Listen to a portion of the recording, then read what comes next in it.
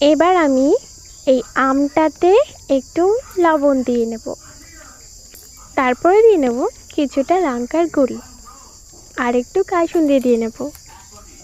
Guys, আসলে হলো ব্যাপারটা যে আমার আজকে সকাল থেকে আম মাখা খেতে ইচ্ছে করছিল, তা আমার আম মাখা হয়ে গেছে।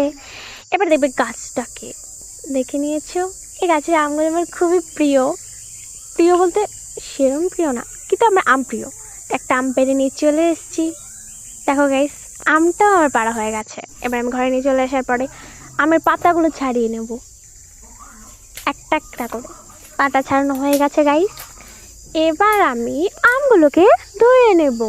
গাইস, ধোয়ার পরে আমি একটা আম রেখে দিয়েছিলাম, দেখে নাও।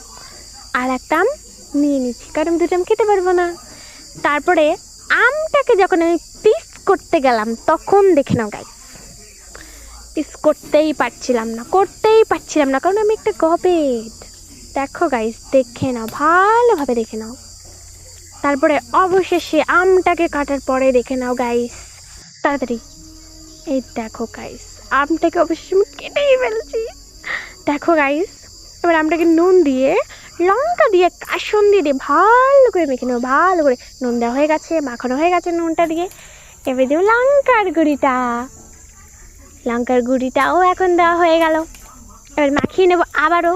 কাসুন্দিটা দেখানোই হলো না গাইস, সরি।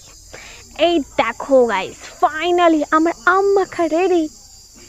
এবার আমি এটাকে খাবো। গাইস, খুবই টেস্টি ছিল। তো গাইস, খাওয়ার পরে আমার জিভ তো থামছিলই না, খেতেই ছিলাম, এত টেস্ট হয়েছিল।